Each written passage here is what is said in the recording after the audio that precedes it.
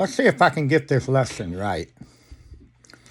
Being that my eyes are so blurry, I can't read outlines like I used to. So I got to get the outline in my head. Sometimes I got to repeat those outlines to stay on track. I'm going to try to keep this lesson short, hopefully less than 5 minutes. I'm going to go total physical on this one. Let's try to stay out of the mind, so to speak. I have a saying, physical first, mentala second. A good example is you study the physical properties of iron,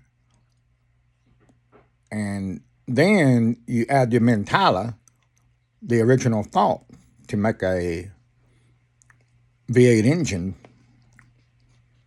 Okay, here we go. We're going to talk about the voiceless T. Now, to those who have never heard that term before, voiceless, it's really simple to explain. The voice can't make this particular sound I'm going to make. I'm going to put my teeth together. What teeth I got left, that is.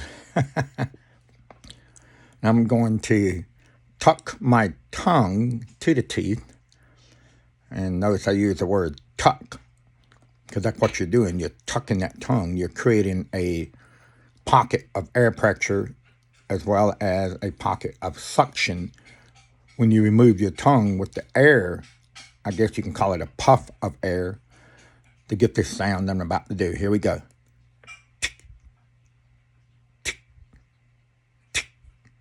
Now, if I had a full set of teeth, it would come out more refined and more tiny in its sound. Now let's make we call that the voiceless teeth T. Now, notice you can't make that sound with your voice. Here's my voice. Ah, ah, ah, ah, ah. So your voice, ah is a voice, and T is voiceless. Now, if I put ah and T together and just keep repeating it over and over again, let's do it about 3 times. Ta, ta, ta. So you know you have to stop.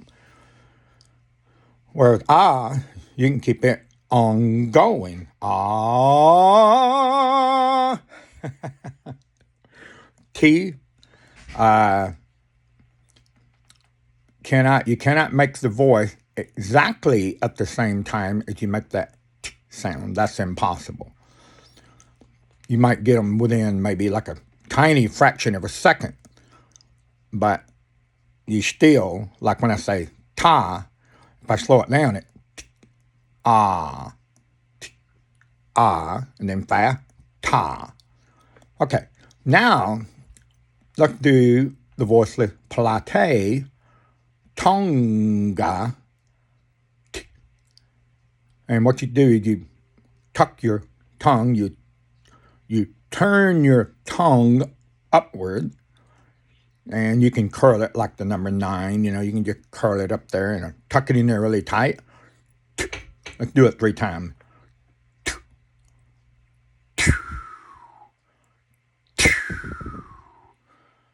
And you try not to touch your teeth when you do that one. And so that is the Twain T. There are other ways to make that sound, but we're going to just stick with the plate and the T. Now, if I do the voiceless teeth T and reciprocate it, it will go like this. Slow it down. Now, notice the back of the tongue, the sound, that's voiceless also. Now, when you do the voiceless sound, your lung is cut off and you can't breathe. So if I hold the tuck, I can't breathe. Let's give it a try. See? Same way with the plate. If you push it really tight, tuck it really tight, note the word tight has T in it. So that is some of the physical action that is best understood with the concept of thinking physical only. Air is primitive. My teeth is primitive. My tongue is primitive. And let's see if I can get this right. Now I got to look in my outline. What is the next step? This is where I need somebody to help me. Oh my goodness gracious alive. Let's see here. Okay. Airflow is a must. You have to have air to make the voiceless. And you also have to have air to make the voice. Ah. Because if you cut off your lung with that sound, watch what happens. Ah. Ka. Now, when you drink water, the word drink is 3-part. The middle part is rain. And when you add the D to the rain, that means you are directing that rain. And we call that drain. To be able to swallow, we have to add the K. Because when you swallow water, your lung has to be capped off. Notice the word cap. That's a voiceless. And P is voiceless. And when the lung is capped off, it prevents water or food from going into the lung. And the water, or if a baby is nursing, malaka, goes into the stomach instead of the lung. So, another physical thing I would like to point out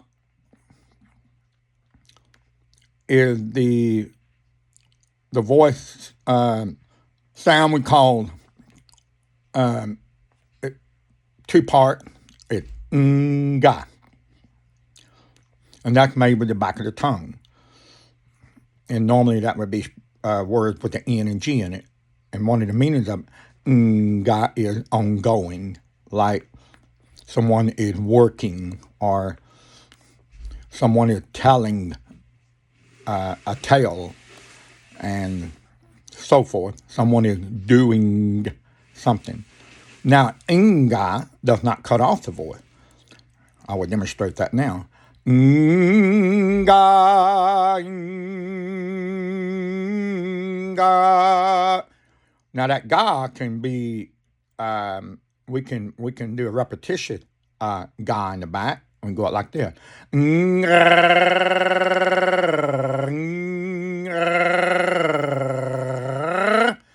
we were little boys, we would make sounds of engine going.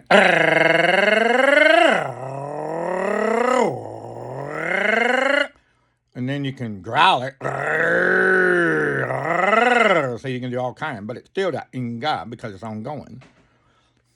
Now, the counterpart of nga is voice. The counterpart would be, let's see, instead of nga, it'd be nka, nka.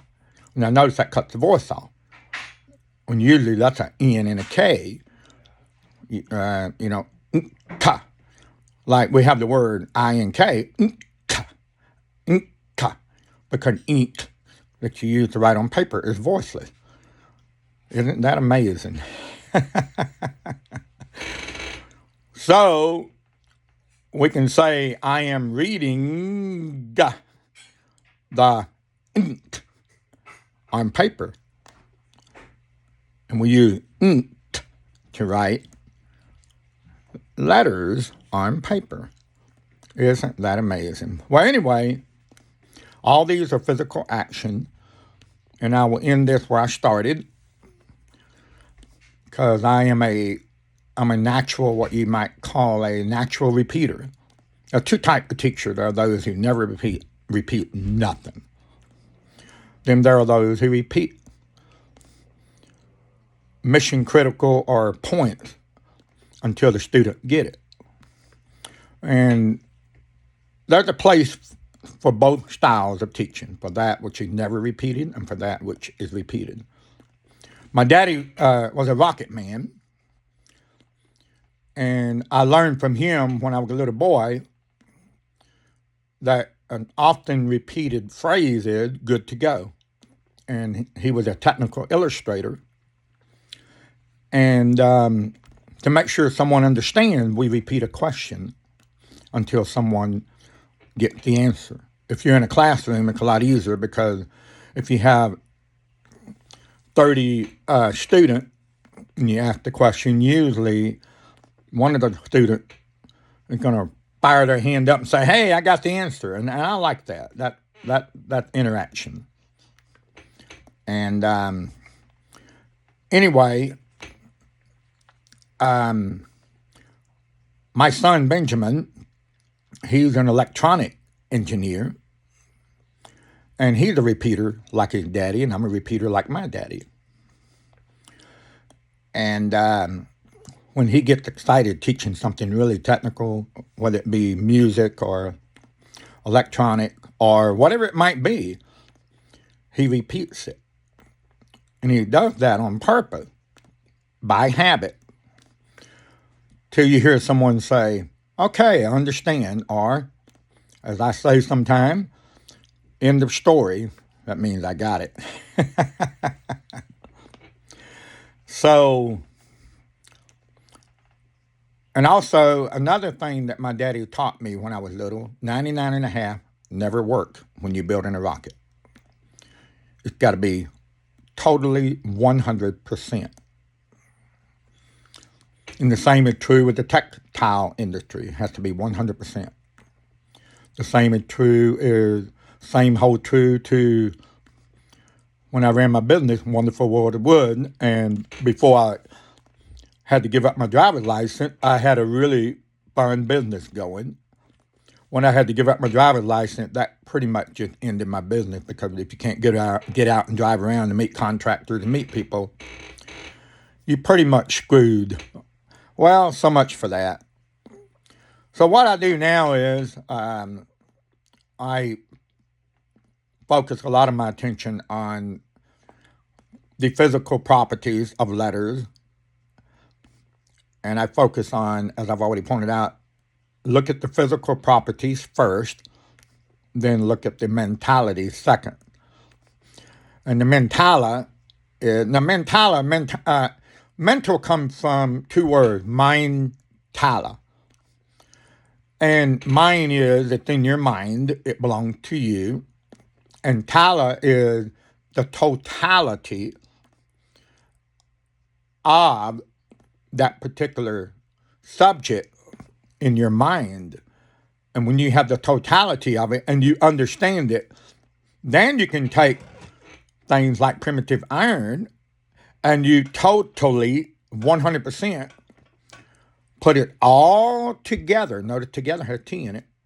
And you tally it all up. Tally means, in one sense, to add it all up so that everything fits perfectly.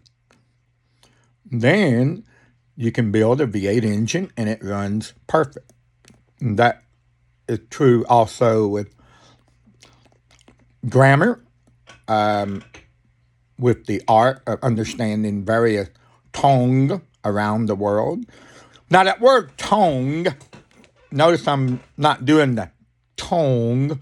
You can say it like that if you want to, but the full definition of the word is there's the plate, tongue, and then you can do the teeth, tongue.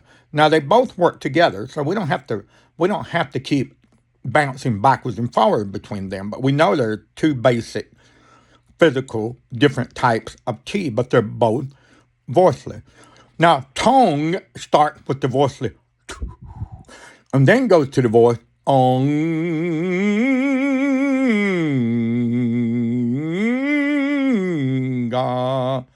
And that's what the word tone means.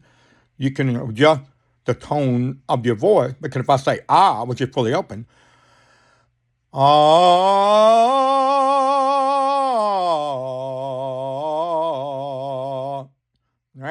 my tongue in the back of my mouth and close off my mouth and make sound come out my nasal and mouth and nasal, and you can give it some various tone, and you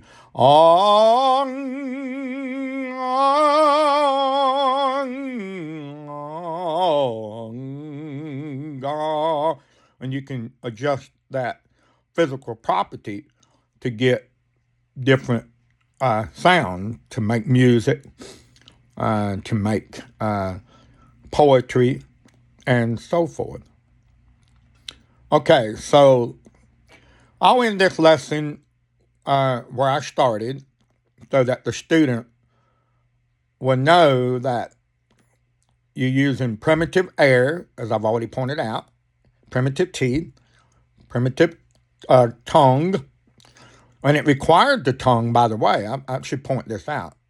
Without the tongue, you could not make the sound t or t. It would be impossible. Nobody on the planet Earth can make that sound without the tongue. That's why without a tongue, someone cannot talk. Well, I like to say talk. Actually, the full pronunciation is talk. It's got towel in there, and then ka, that voiceless. And so there's a lot of physical action taking place, but all these physical action matches if the word is, if the thought, if the mentala matches the physical action, then we can pretty much say that word is primitive. And that leaves me with the saying, the art of primitive association, because we associate these things together.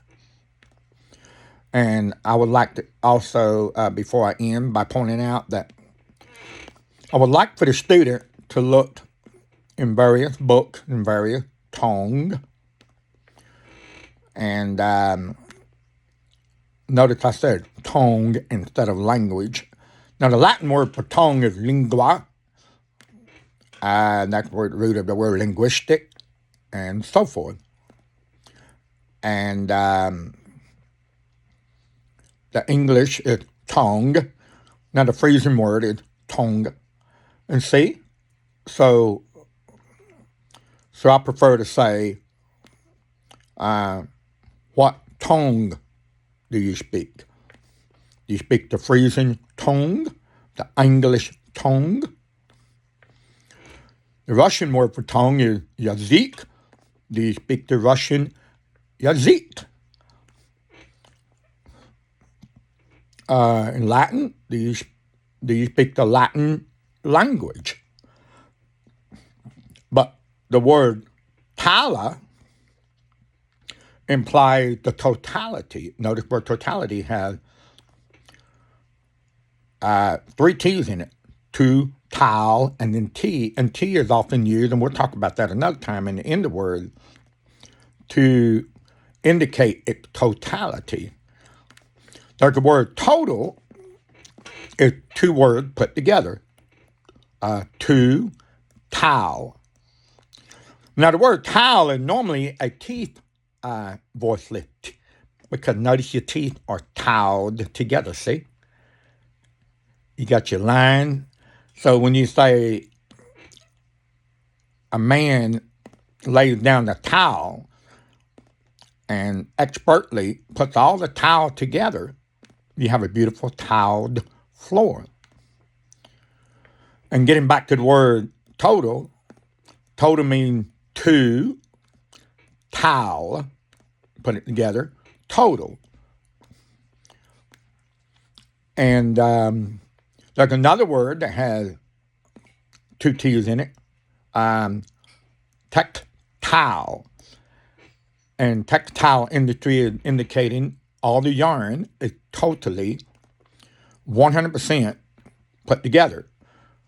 When operating a Swedish countermarch loom, it's impossible to weave if there's one crisscross or one mistake in the tie-up, in the slaying of the reed, in the threading of the heddle, and tying up to the back rod apron, and and so forth. You have a back roller and a front roller, but it all has to be set up perfectly. 99.5 never work. It has to be 100%. And so I apply that to grammar. And I'm supposed to have already ended this, but I keep thinking of something else to say. I learned a long time ago, never trust what we call translation. The only way you can really understand what someone is saying is you can get in the ballpark with a translation. And a good example of that is, let's take for instance, we've all historians have heard the story, and in English it translated as the Russian story, it translated as Ivan the Terrible. But if you go to Russia, among the Orthodox people, that mindset, Ivan the Terrible, is not even in their head. So if you read an English translation, so to speak, Ivan the Terrible, the English people get it in their head, oh, he's terrible. But the question needs to be asked, who thought or who thinks that Ivan the Great is terrible? He's terrible.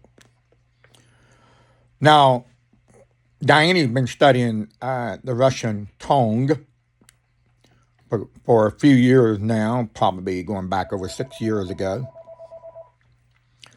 And she has a friend in Moscow, his name's Andre, and she's learned a lot by talking to him. And that phone's ringing. Oh, well. Anyway, excuse me.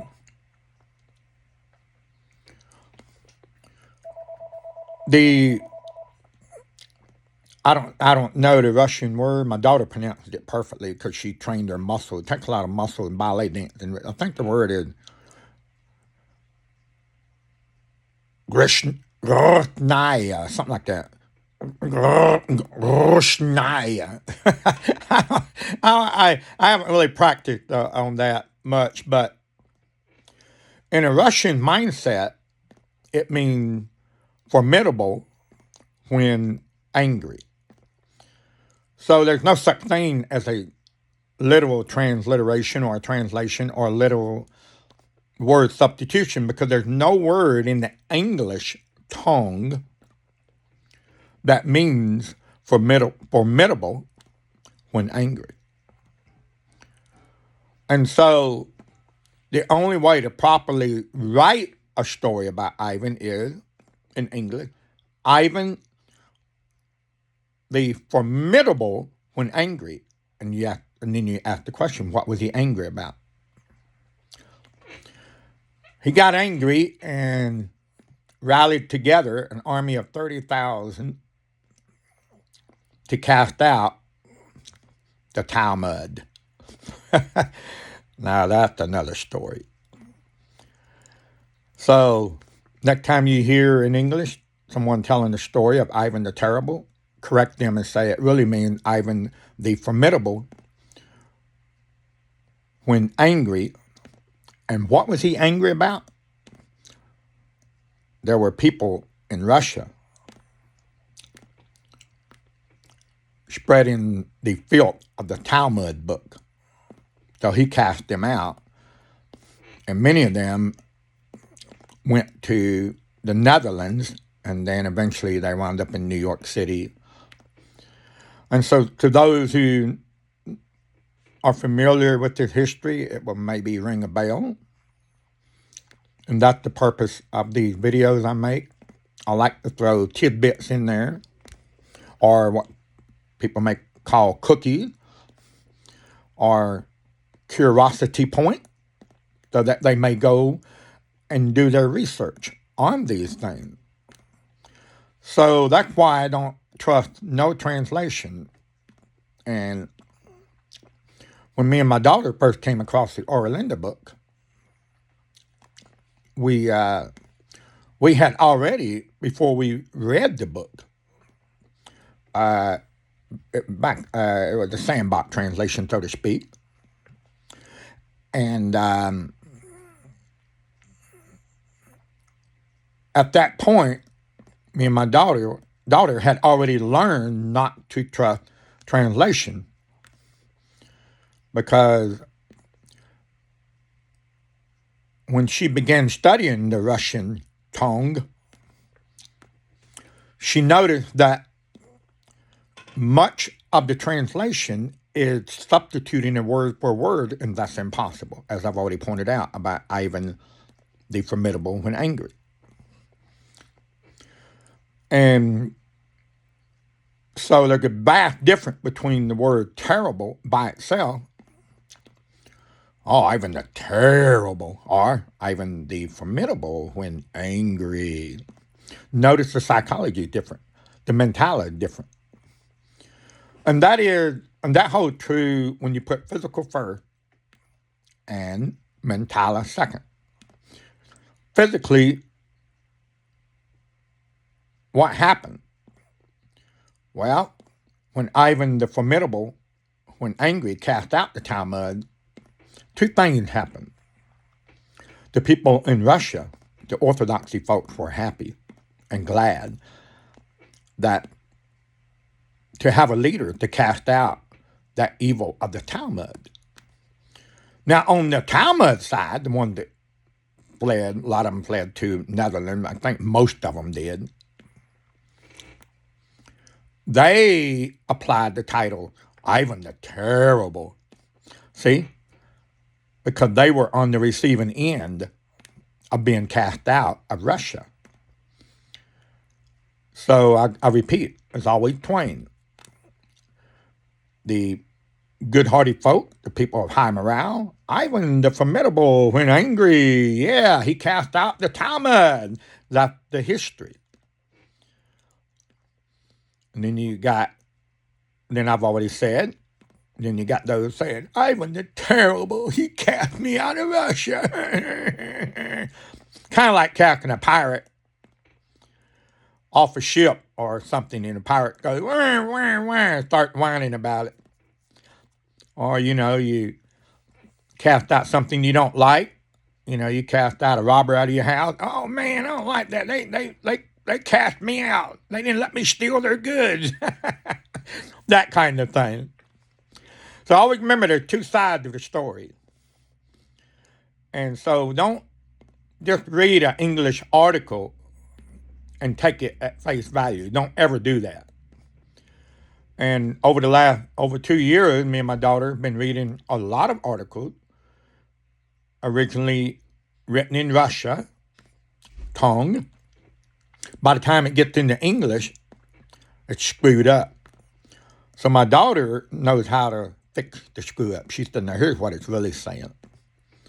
And then you're like, yeah, now we have that saying, good is tala, which means good is the totality of the story, totality of the telling.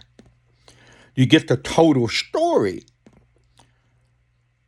So, word for word translation, you chop the story in two sometimes. You chop it in half.